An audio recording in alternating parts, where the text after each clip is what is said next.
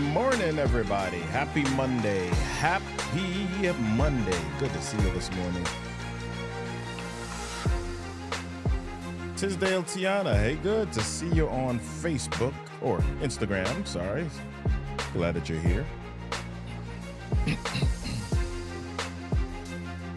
Rob Key. Good to see you this morning. So glad that you're here this morning. Yeah. Diana, good to see you this morning. So glad you're here. See you joining me on LinkedIn. Give me a hey. Give me a hey in the comments if you are joining us on any of our channels this morning. Good to see you this morning. We're getting ready to do something good on the Monday Mindset Movement. So glad that you're here. Delgado, so glad that you're here this morning on the Monday Mindset Movement. Woo-hoo. We're getting ready to get started. Here we go. What's up, everybody? What's going on? How you doing? Happy Monday to you. Welcome to the Monday Mindset Movement. So glad that you're here. I'm Robert Kennedy III, RK3. That's me. Welcome to the show. 15 minutes, 20 minutes of motivation, elevation, and inspiration designed to get you rocking and rolling through your week. Designed to get you thinking. Designed to get you in a new space. Launching you into a new season. OMG. We are here in the place to be. Listen, if you have not yet joined our text list, you want to know when we're going live, text GO LIVE to 240-557-8679. That's right, text GO LIVE to 240-55-STORY, 240-557-8679. And hey, y'all, I want you to share the show. Rabia XYZ, so glad that you're here. Fancy Creations and Homes Decor. So glad that you're here this morning on Instagram. Share the show. Do me a favor. Go on over to your share button and choose 2 friends that you want to share the show with this morning. We're going to get started. We're going to rock and roll this morning. Woo! It's going to be good. It's going to be good. It's going to be good. Let's get started with this thing right. If I can find my buttons right now. Let's go.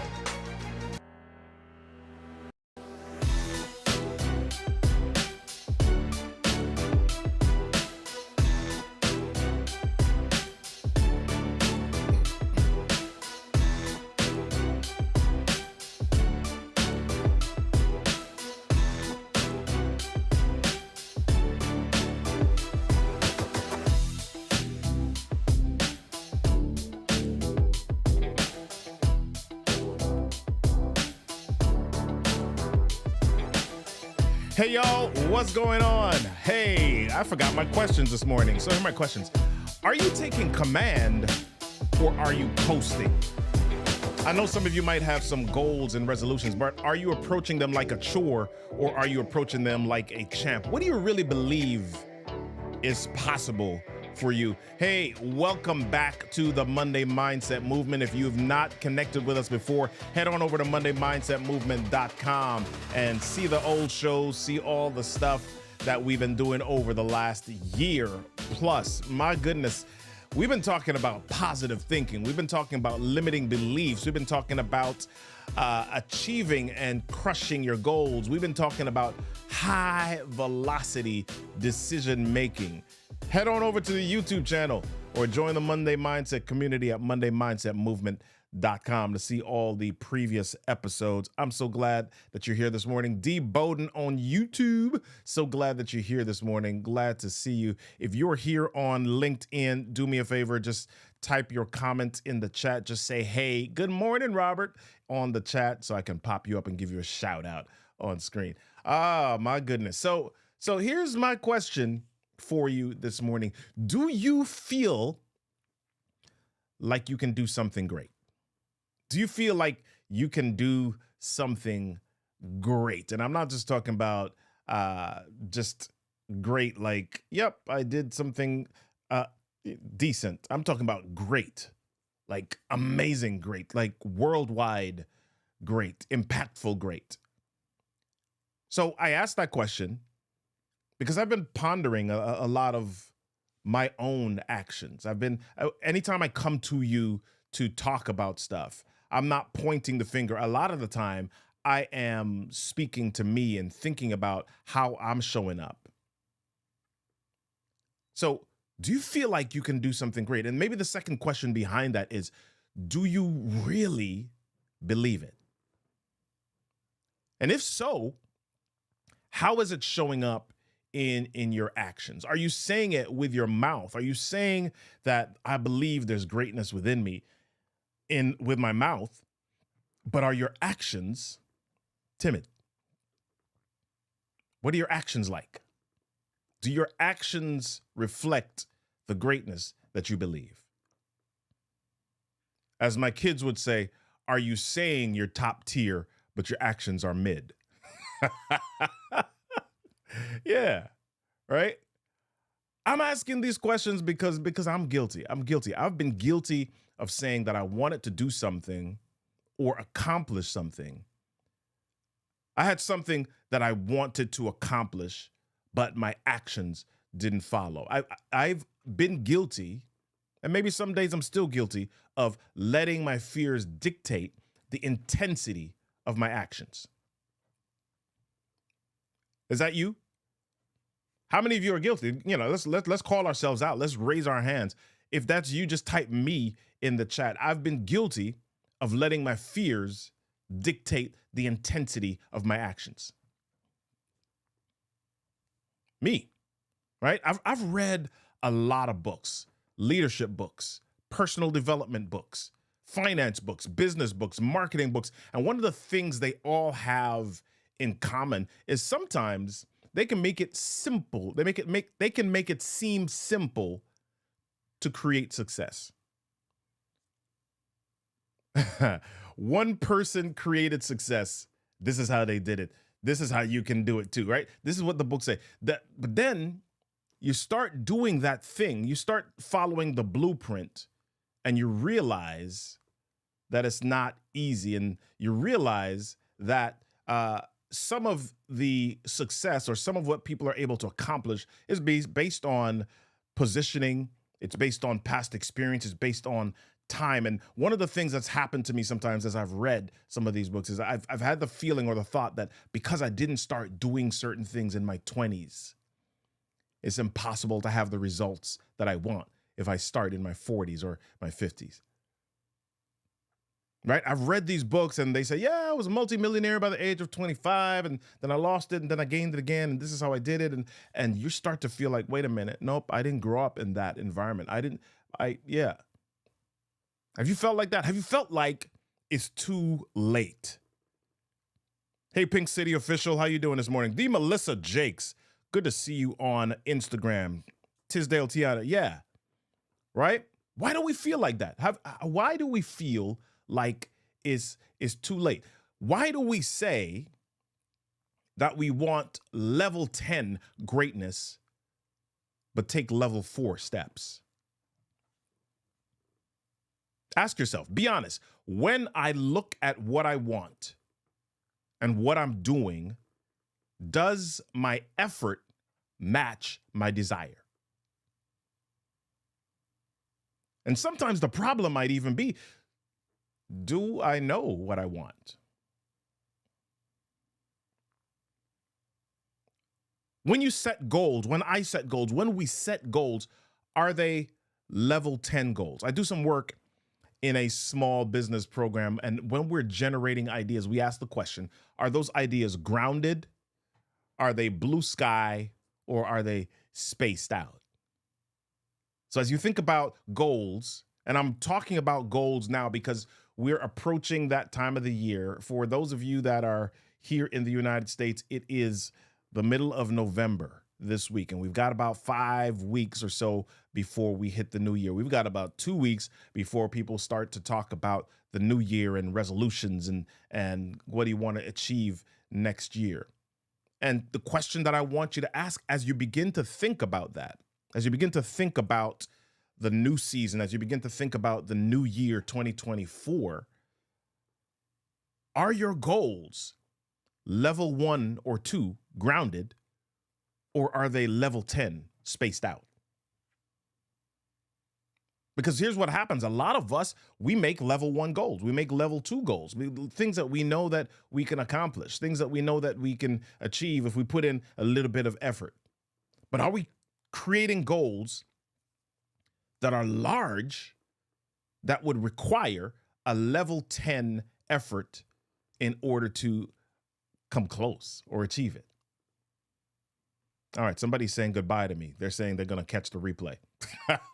All right, so glad that you're here. I'm not sure who that is. I'll check after. Yeah. But are your goals level 10 goals, or are they level 2 goals? I've told you the story before of Diana Nyad. If you've never heard the name before, go look her up. Diana Nyad, and I'm not going to go into all of the details of her story, but I want to tell you enough to share with you this morning what took place in her story, right?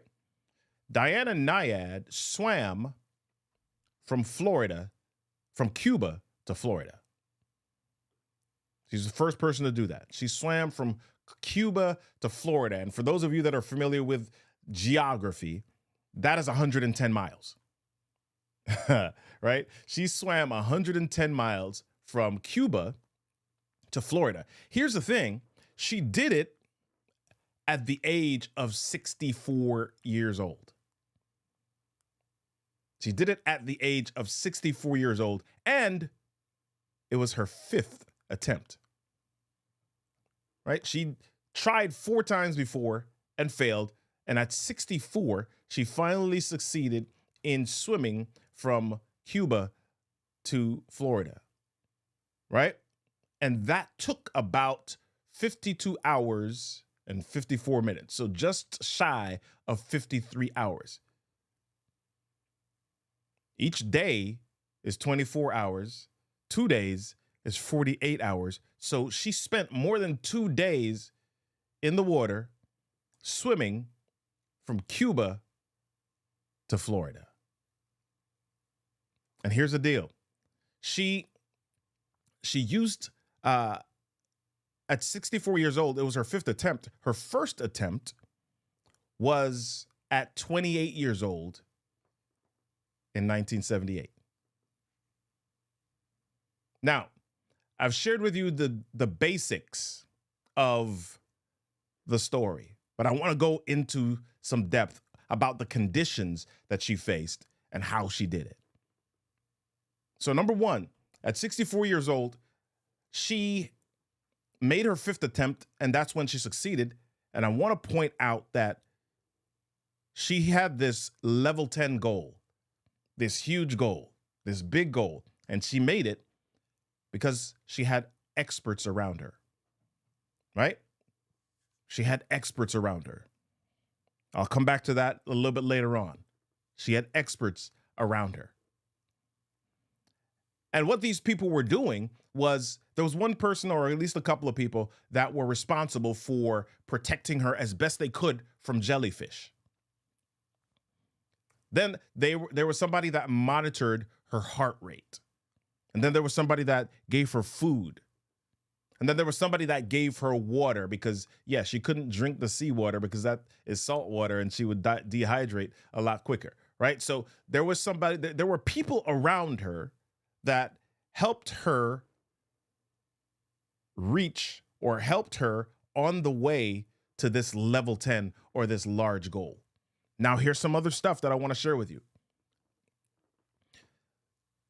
She took a 30-year break from swimming. So she made her first attempt in 1978. And then shortly after that, she took a 30-year break. Now, here's why that's important. How many of you have ever had a goal, or how many of you have ever attempted something great or attempted to achieve something and then you fail at it and then you don't do it anymore? You don't try it again. How many of you have ever had a goal that you missed, and then you just stopped.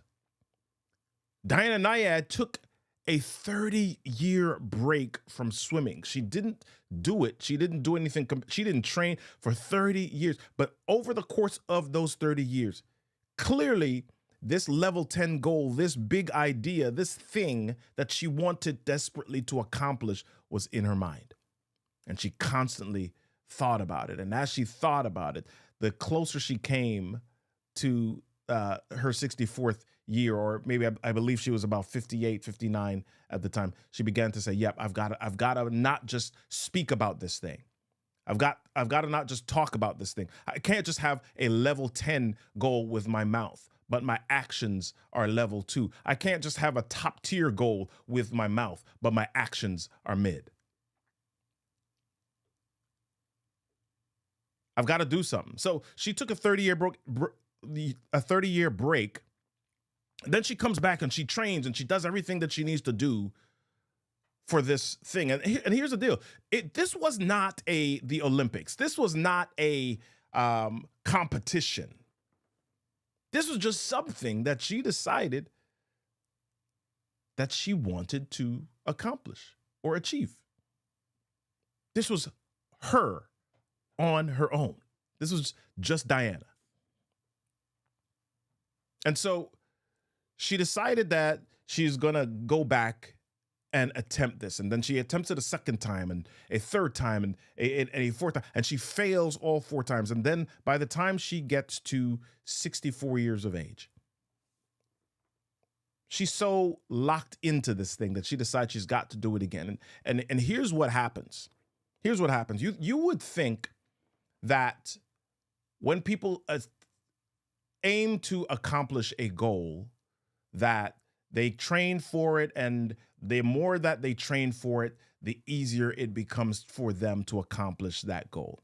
Here's what happens. You can train and you can train, but there are just some things that you can't duplicate or simulate.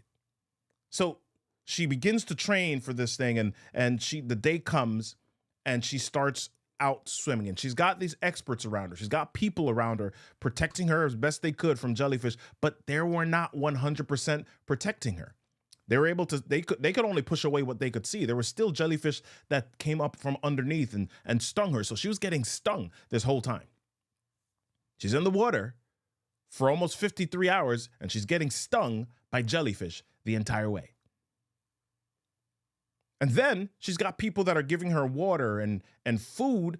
And most of the time, she was vomiting. She was throwing up this food. And the whole idea was to keep her hydrated and keep her nutrients in her body so that she wouldn't dehydrate. But she was vomiting most of the stuff. And this 53 hours was not an enjoyable 53 hours. In fact, it was 53 hours of misery. So why did Diana Nyad do this? Why did she decide that she was going to put herself through this? Why did she decide that, come hell or high water, she was going to make this achievement possible in her life? Here's what happens with a lot of us, and I'm looking at my phone here because I want to find something that I wrote down the other day. I'm reading this book by Grant Cardone called Be Obsessed or Be Average. And there's a quote where he was talking about how he was watching his dad, and he was watching his dad do some mundane activities.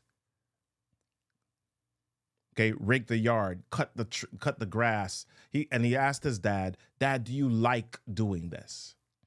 And his dad said to him, "You don't need to like what you're doing to love what you're doing."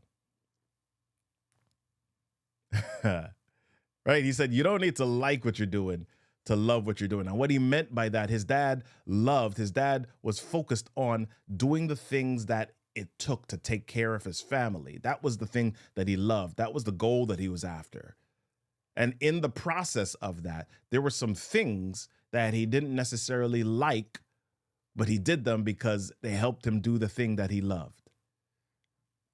right? So Diana Nyad, in this case, went through the misery, went through the pain, went through the discomfort.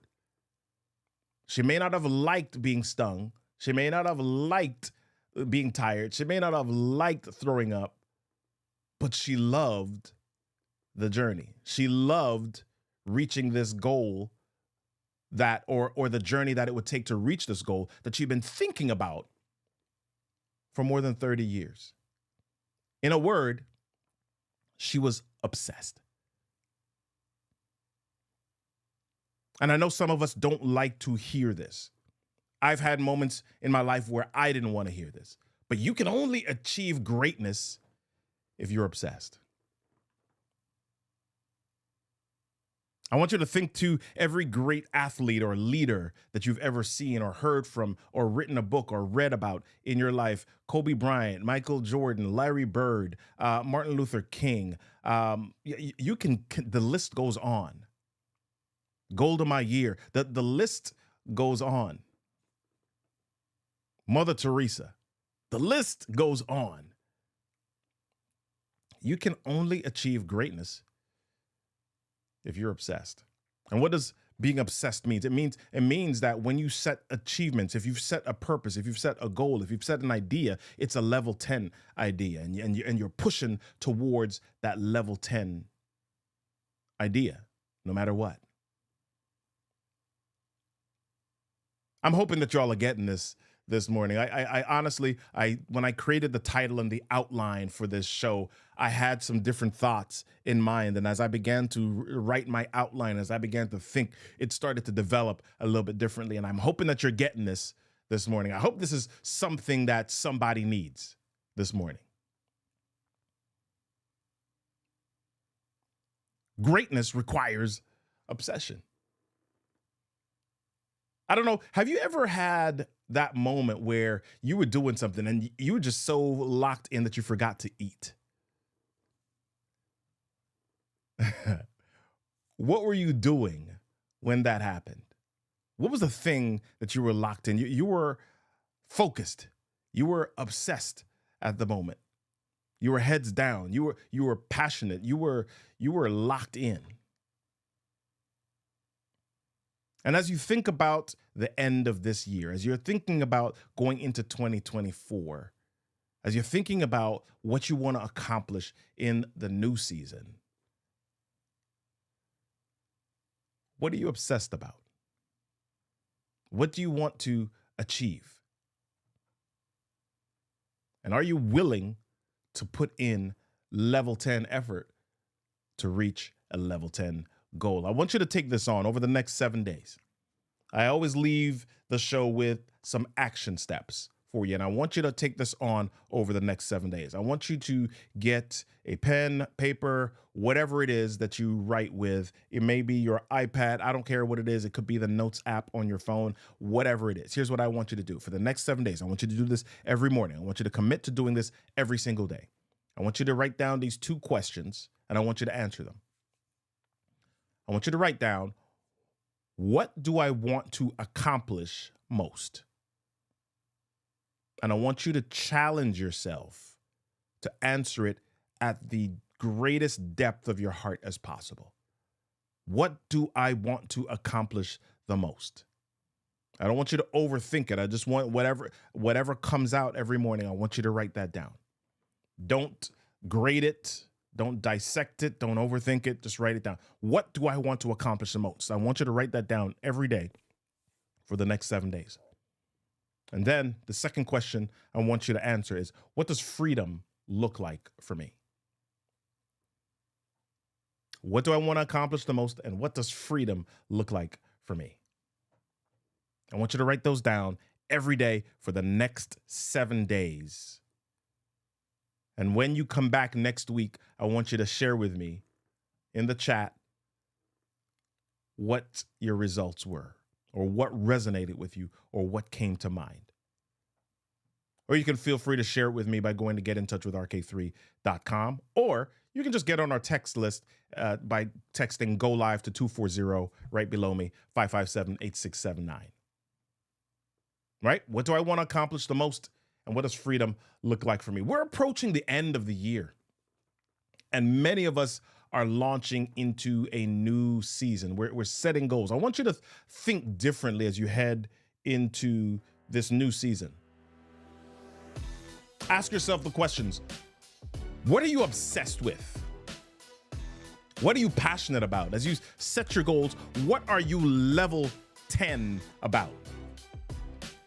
I want you to decide that you will go into your new season with passion. Decide that you will go into your new season with power. Decide that you will go into your new season with purpose.